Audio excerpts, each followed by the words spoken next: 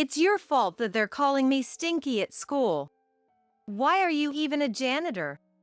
You stink! Stay away from me! My son started verbally abusing me around the time he was about to enter middle school next year.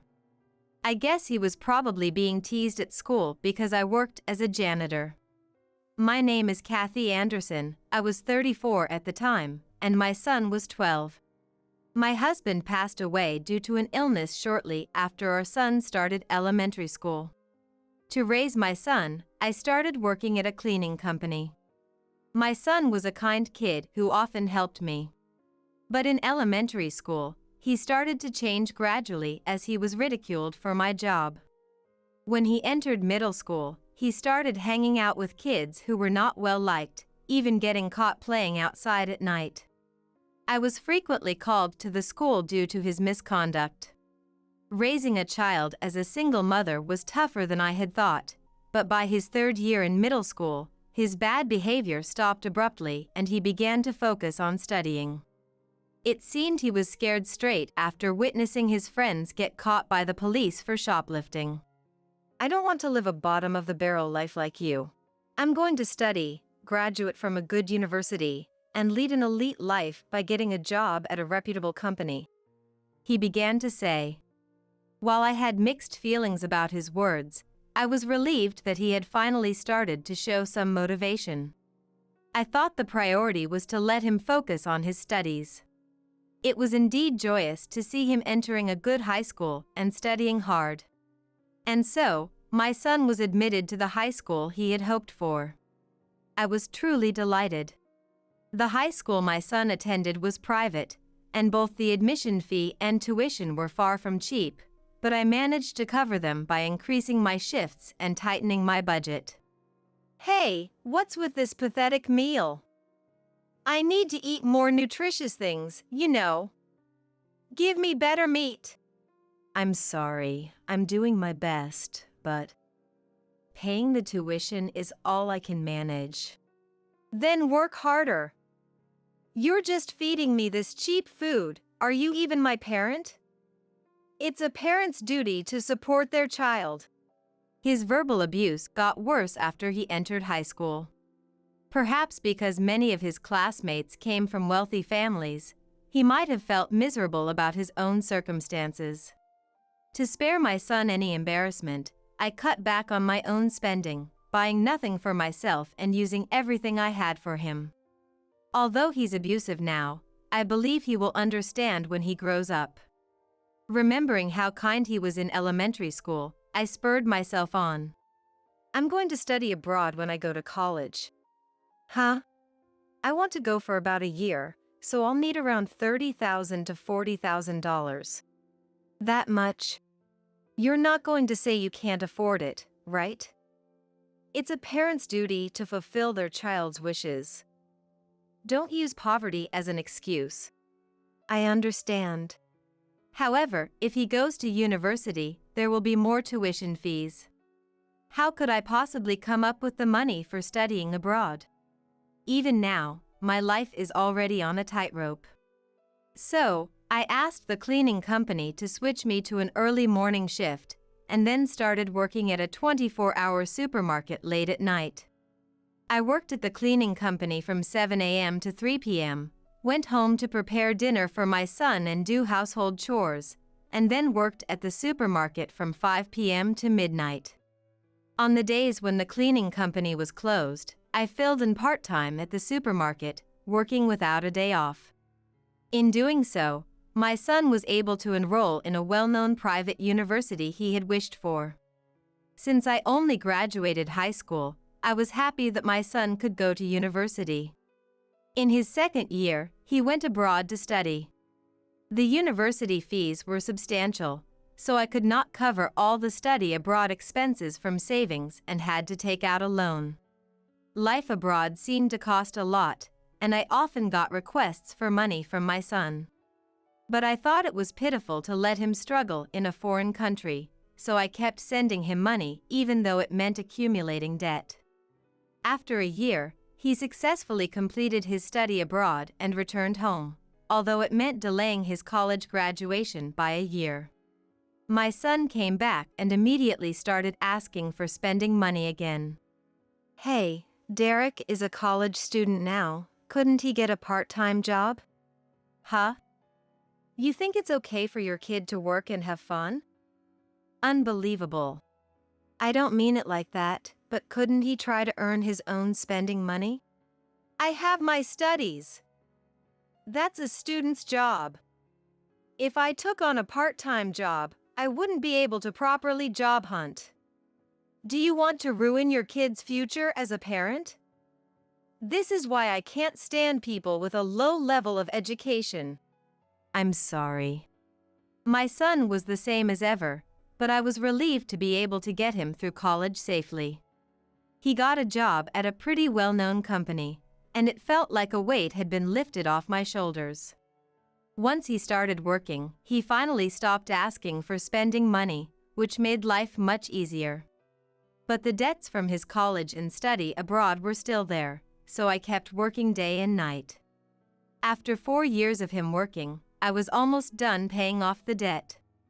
My son never contributed any money to the house, but I managed. I tried talking to him about contributing a little if he's going to live here, but he said, "You expect your child to give you money? Being a working adult means having social obligations, and it costs money. You, a cleaner, and I, who work at a large company, are not the same." So I never mentioned it again. It's tiring to argue like this every time I say something. Maybe by this time, I was used to living like this, and didn't find working day and night too hard. But unknowingly, maybe my body was screaming for a break. I was probably pretending not to notice. One day, while I was cleaning a certain building, I saw my son coming out of the elevator. I inadvertently called out to him, "Derek." When he saw me, my son made a very annoyed face. "Huh? Who are you?" "Excuse me? I don't know any dirty old woman like you. Don't talk to me so casually, it's annoying." Derek. It was a huge shock to be yelled at by my son like that. My son didn't even look at me properly and quickly left the scene. That night, after finishing my late-night shift and returning home, my son, who should have been sleeping, was up drinking beer in the kitchen. As soon as he saw me, he shouted at me like he had been waiting for me. "Hey, old woman! What are you thinking?" "What are you talking about? Why did you call out to me in a place like that? That's a crucial business partner for my company." "Is that so? I've been cleaning that building for a long time. What a coincidence." "Listen. Even if you see me, don't call out to me. It's shameful if people find out my mom is a janitor. Don't embarrass me." "Embarrassing? I've been raising you like this." "What? Do you think you can sell me a favor with that?" "I don't mean it like that." "Anyway, if you see me outside, we're strangers. Don't casually talk to me. It's a shame for me if people know someone like you is my parent." It was quite a shock. I had been working day and night like a workhorse for the sake of my son, never expecting him to say something like this. I had been hoping that one day he would change, but now it felt like that day would never come. As I worked with these thoughts in my mind, I slowly started to feel faint. When I came to, I was lying on a hospital bed. The doctor told me it was due to overworking. "You seem to have accumulated a great deal of fatigue.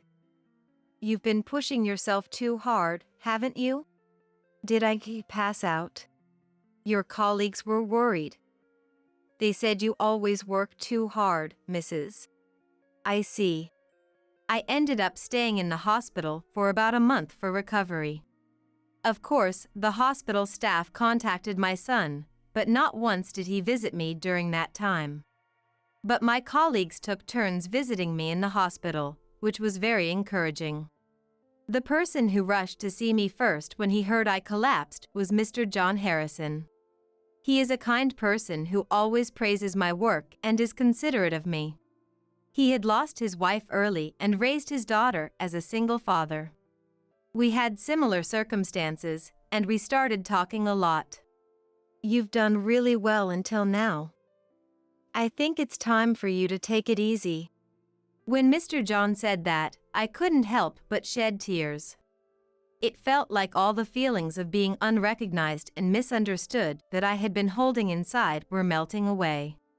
I realized that I had been stuck in the mindset that I have to work hard all this time.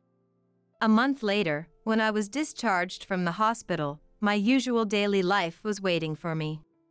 But I had stopped expecting anything from my son, so I felt a bit lighter. Although I didn't speak to my son much, one day he told me he was getting married. The partner was the daughter of a high-ranking official at a company he was dealing with. That's wonderful. Well, it's natural for a man like me. After all, I graduated from a top university, studied abroad, and am working for a top company. I wanted to say, "Who do you think paid for all that?" But decided not to say anything unnecessary. Saying anything wouldn't change my son. There is nothing to gain from an unproductive argument. But you don't have to come to the wedding. Huh? It would be embarrassing to have a parent like you come. So, I decided to rent a parent. What do you mean by rent a parent? See, it's an era where you can even rent a family. If I can have someone who looks much richer than you attend as my mother, it would make me look good. You're having someone else attend as your mother? That's far better than you coming. So that's what you thought. Of course. You are not suitable for a top-class man like me. Don't come to the wedding as a poor, low-class person who scrapes by. Okay, then I don't care about you anymore. I'm going to move out of this house once I get married, and I'll never come back. I'm cutting ties with you. Okay, if that's what you want, I don't mind. Well, with that settled, I'll finally be free of having to see your poor face ever again. With that, my son announced his plan to move to his new place a week before his wedding and left. I said nothing, merely watched as he walked away. I thought, at last, everything was over. There was still one concern I had, but I didn't share it with my son. Little did I know how it would unfold. On the wedding day, my son called me incessantly, like a madman. Being quite busy, I initially decided not to answer, but his relentless calling left me with no choice. What the hell are you doing? Pick up the phone straight away. Not like you have any serious business anyway. I'm actually quite busy. So, what's up? Isn't today your wedding day? Yeah, that's why I'm calling you. Get over here right now. Huh? What are you talking about? I'm inviting you to my wedding. Be grateful and come now. You don't want to see a poor person like me again, do you?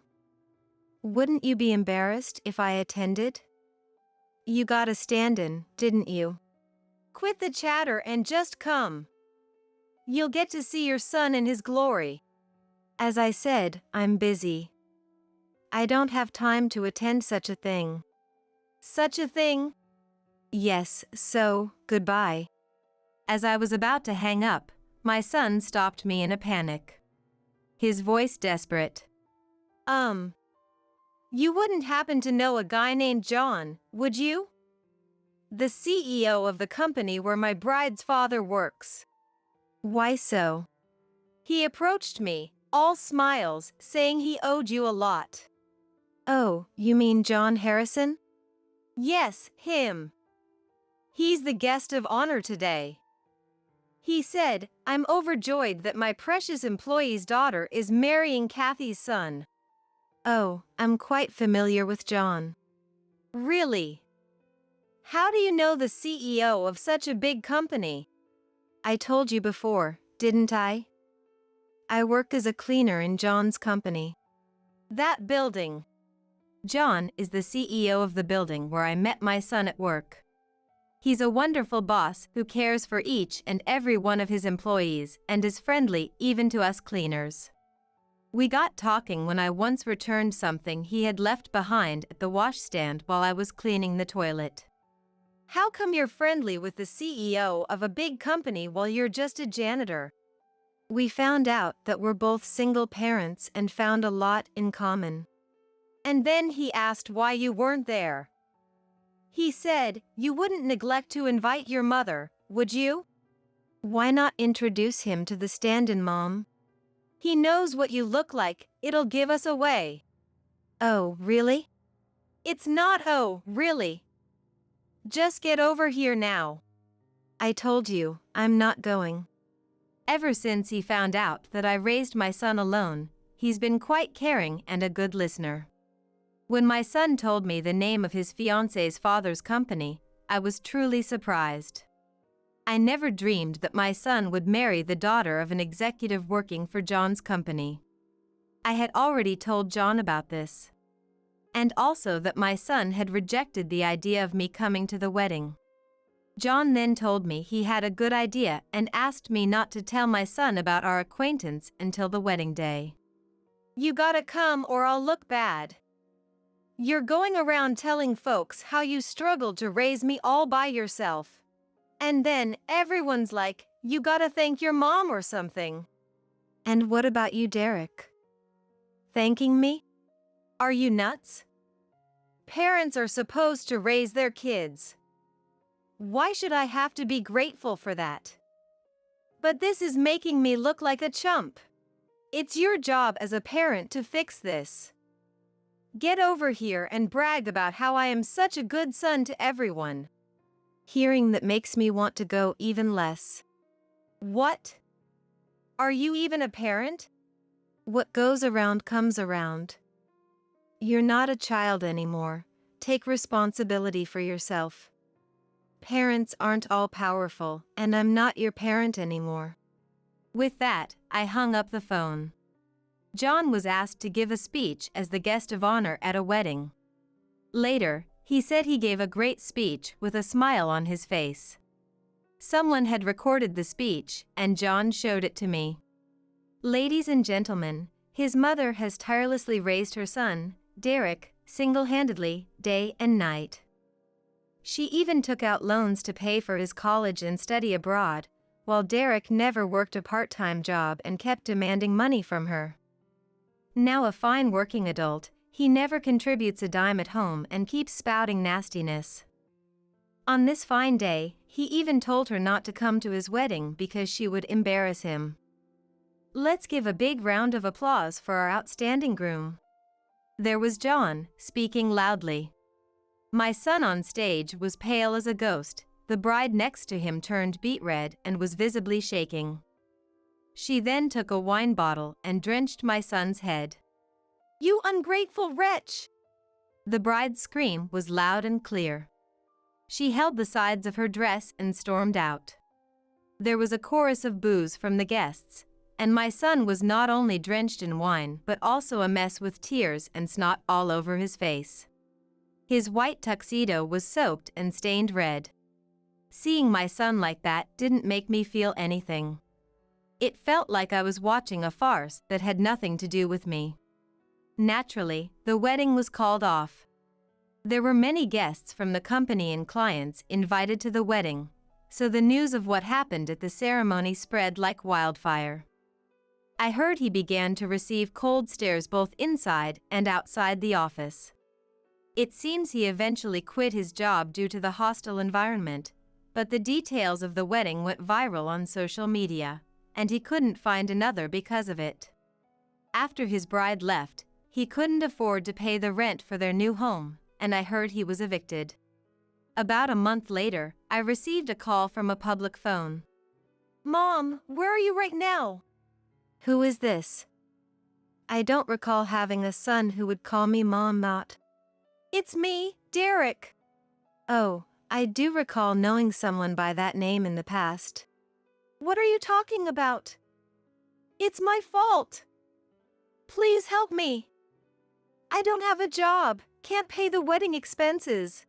I don't have a place to live. When I came home, you weren't there and someone else was living there. Oh, I moved from the old house. The day of your wedding was moving day, remember? That's why I said I was busy. Where did you move to? There's no need for me to tell you. You're a stranger now.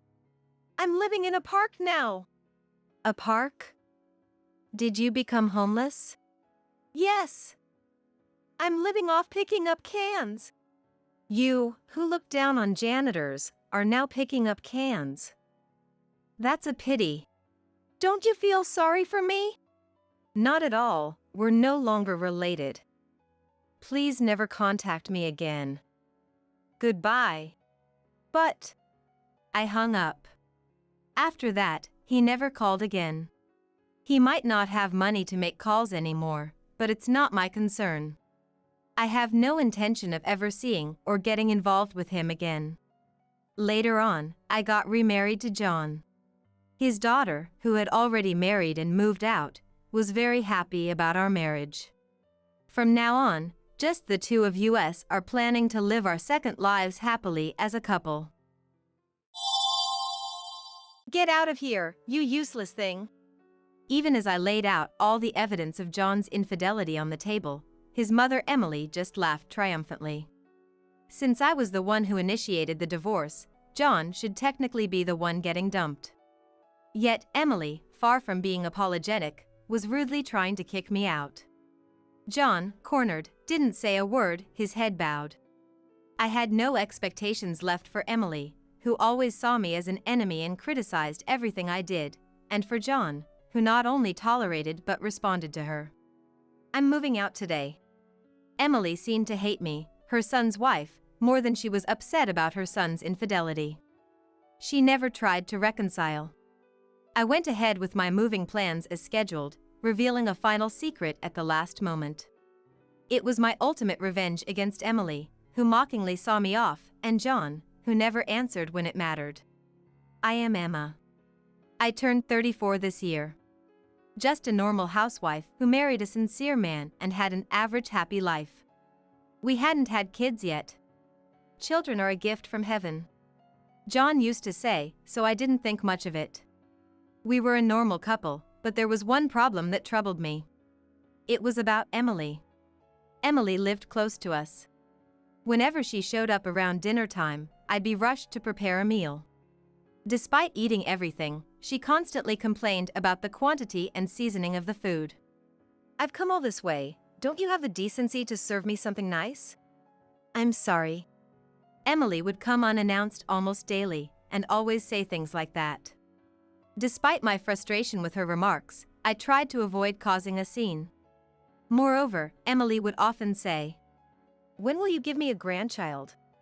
She seemed to blame me. Perhaps because John is a year younger.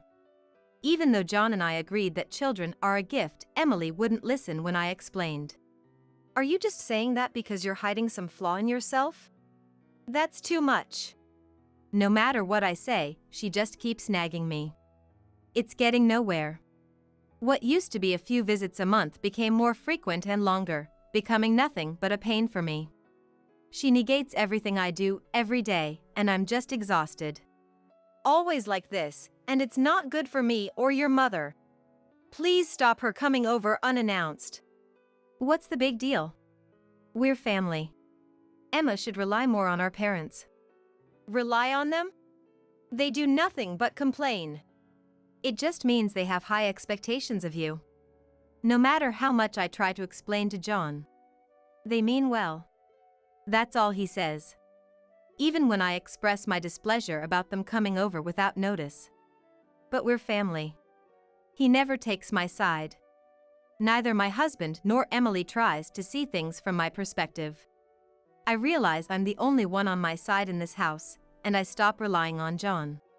Then, one day, as I was returning from shopping, heavier bags in hand than usual, my steps were heavy. Thinking about the possibility of Emily's visit, I bought extra groceries, and the thought of preparing dinner was a burden. Without realizing, I sighed. What's with the gloom? Emily? What? Is it inconvenient for you that it's me? I looked up to see Emily, apparently having been waiting in front of the house, glaring at me with her arms crossed. Caught off guard by her even earlier arrival, I involuntarily frowned. She noticed and, narrowing her eyes in displeasure, said, "Do you hate it so much when I come?" "Well, I'm here because my son asked me to. Don't you think it's rude of you to act this way?" "What? What do you mean?" I was shocked by her words. When I asked what she meant, she said, "Emma wants Mom to come over. John told her so." I was speechless with John, who, instead of listening to me, had done the exact opposite. "If you feel that way, you don't have to come over forcibly." Well, what an attitude for me. Acting as if it's harassment when you were the one who wanted it. I couldn't say outright that I hadn't said such a thing, and even if I claimed John was lying, she wouldn't believe me. So, I just stayed silent, saying nothing. Even when John came home for dinner, Emily kept up her constant complaints about me. Can you believe it? I go out of my way to visit, and she sighs at me. Mom, deep down Emma's really happy about it. That can't be true. If that were the case, why would she try to discourage me from coming? Even as Emily relayed John's fabricated story, John seemed unconcerned. Instead, he went along with her, making me out to be the bad fellow. I'll talk to Emma later. Mom, just come over whenever you like, as usual. You're so kind. This wonderful son is wasted on Emma. Showing a little gratitude wouldn't hurt, you know. She looked satisfied as John saw her off with the words she wanted to hear. She said to me, "John is a good person. Be grateful." After the door closed, I glared at John. What was all that about earlier? What do you mean? Not I'll talk to her later. I've been saying it for a while now. I'm troubled by Emily's sudden visits. John, feigning ignorance, was met with all the frustration I had been holding back. I couldn't stand him siding with Emily, making me look foolish, not even speaking up for me. And what's this about me being secretly happy when Emily comes? Who said that? What's the big deal? Mom's visits are helping you out, right? Helping me out how? Both of you mocking me while waiting for a meal to be served. What part of that is helpful? So you're saying you want Mom to never come again? That's rude. She's coming over thinking of you. The conversation with him, who didn't realize the absurdity of his statements and kept making nonsensical remarks, just ran in circles and got nowhere. Far from it, when confronted with the fact that he lied to Emily about me wanting her to visit, he justifies it as thinking it was for the best. Even though we're speaking English, I feel like nothing is getting through to John, and it's making my head spin. Why would you do something like this? Why would you say that? I became distrustful of John for deliberately making Emily come to our house. Our communication as a couple was non-existent, and I didn't know what to do, unable to trust him. While I was struggling with this alone, I stumbled upon something unbelievable. I'm going to get a part-time job. What? Why? If I'm home, I'll have to face Emily all the time. You don't understand, so I have no other choice. John looked unhappy with my decision, but I had no intention of backing down. Since I have no allies in this house, I decided to make sure I'm away as much as possible. As expected, John quickly gave Emily a spare key in preparation for my absences. It seemed John really wanted Emily to keep an eye on me, even persistently asking about my work hours.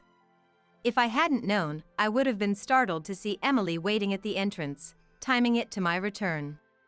As soon as I opened the door, there was Emily, arms crossed, looking right at me. I realized instantly that John must have informed her and sighed. Oh. Sighing at the sight of someone, how rude. You were called here by John, right? Hasn't he returned yet? Didn't you tell him you wanted me to come? What's with that attitude? I didn't call for you. If this had been the old me, I would have just swallowed my dissatisfaction. But now that I've realized even John is against me, I've lost all motivation to do so. It was long past the time John should have been home from work, but he still hadn't returned. Even so, Emily seemed displeased with me starting a part-time job. Don't use working as an excuse just because you can't have my grandchild. Please don't assume it's my fault we can't have children. There wasn't anything wrong in the tests. Who knows, maybe the tests just didn't show it. As usual, Emily was saying whatever she wanted in front of me. Even though I started a part-time job and began talking back, which only made Emily angrier, I didn't care what she thought anymore. The part-time job was more than just a way to not be at home. It started when I accidentally saw a woman's name in a notification on John's phone. Seeing that name, I understood everything. John was having Emily monitor me while he went off to cheat. He's probably not coming straight home now, but meeting her instead. I had a reason to be so sure. The name I saw belonged to his ex-girlfriend. I knew it through a mutual friend of ours, and Emily often compared me to her. Emily even bragged. We're still close. So, I clearly remembered her. From this person, there was a message with a heart. Thanks for Sunday. I want to see you again. He received a message with a heart emoji. Despite seeing that, I'm not so oblivious as to not notice anything. From the day I saw that, I decided to take revenge on the two of them. I planned to gather evidence using my own money. I could have used John's money, but I didn't want to rely on anything of his. Then, I found out I was pregnant. Although I hesitated, thinking the child was John's, the child was innocent. Confused, but thinking this way, I told John, and he said something hurtful. A child? Really? Yes, really. I've been to the doctor, there's no mistake. Is it really my child? What do you mean? Incredibly, upon hearing about my pregnancy, he doubted whether he was the father. How could he think I had the time for such things while being watched by Emily every day? Shocked and at a loss for words, John continued. You started a part-time job, right? Maybe you found some guy there. How dare he say that?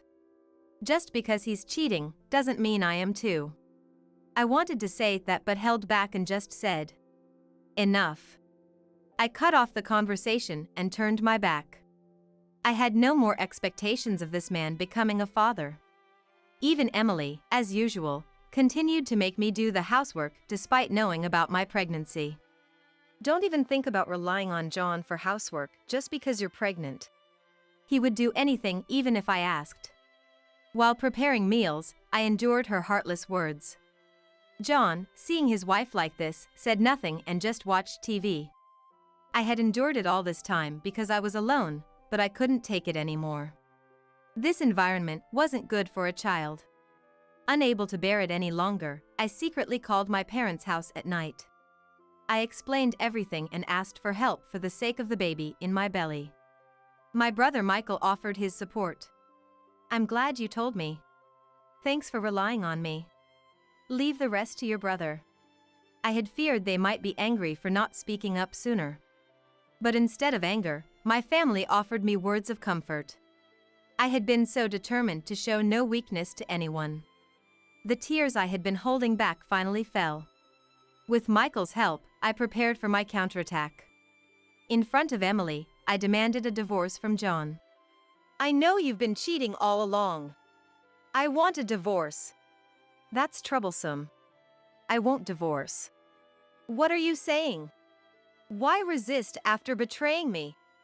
I had thought John would easily agree to a divorce if his infidelity was exposed, but surprisingly, he was reluctant. I wondered if he still had feelings for me, but his words were again unreasonable. Because she can't do housework. His words filled me with anger. At the same time, I felt embarrassed for having even a slight hope. This man, who questioned if the baby was my child, and tried to erase his behavior, couldn't possibly have any affection for me. I was at my limit with his selfishness and Emily's silence in the face of all this. What's that supposed to mean? I'm not a housekeeper. Don't be so presumptuous. Hey, what kind of tone is that to take with John? What is the right way to behave towards a cheater like him? She says anything to me, but never a word to John. In front of her, I scattered the evidence of John's affair all over the table. These were photos taken by a detective I hired with the money I saved from my part-time job. While I was working or being insulted by Emily, John was happily meeting his ex-girlfriend. There were even photos of them coming out of a hotel, irrefutable evidence. Emily was initially silent, but as she came to her senses, she lashed out at me. "It's because you're such a terrible wife that he cheated. I always thought that girl was cuter and better for him than you. So, you're in favor of the divorce then?" Furious at me, Emily was actually justifying John's affair. I quickly pulled out the pre-filled divorce papers. John, despite his complaints, was hurried by me and Emily and seemed to have no choice but to sign. "Are you satisfied now? Get out, you useless thing."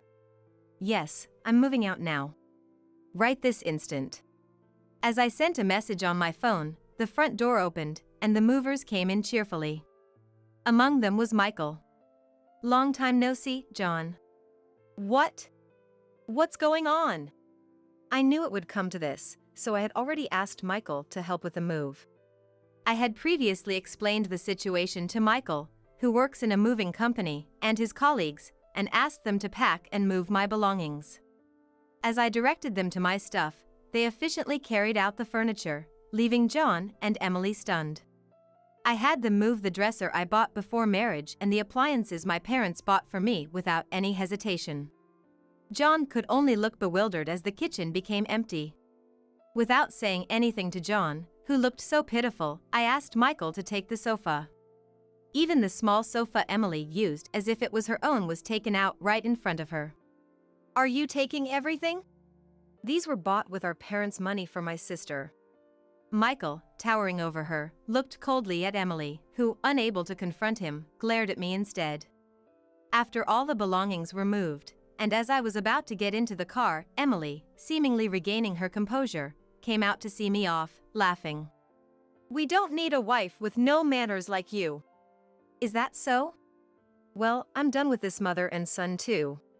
Though I retorted with a smile, my anger at John, who wouldn't say anything, and Emily, who comforted him, didn't subside.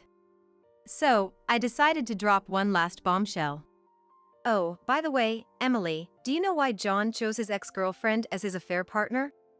Obviously, she must be more capable than you. Turns out, she can't have children.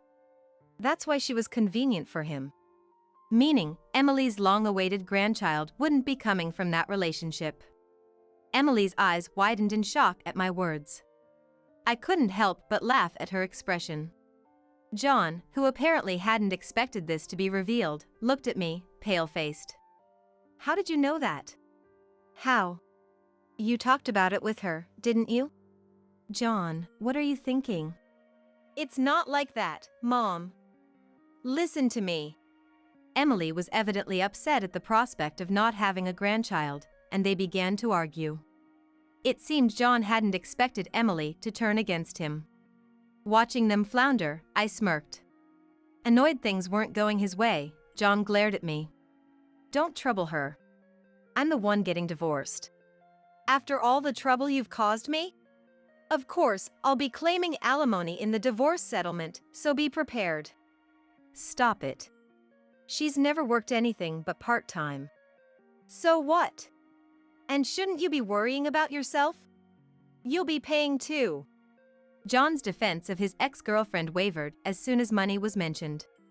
When I hinted at what was to come, they both started calling me greedy. It was laughable how brazen they were after all they had done. I couldn't stay with such people any longer. As I was about to finally get in the car, Emily shouted, "Then at least give us your child. After you give birth, we'll take it." What kind of logic is that? It's our grandchild. I can't let a wife with such a terrible character raise it. Who knows what kind of adult they'll become? No way. If they're raised in this house, they'll end up like an adult who cheats. I laughed it off, and Emily, unable to retort, fell silent.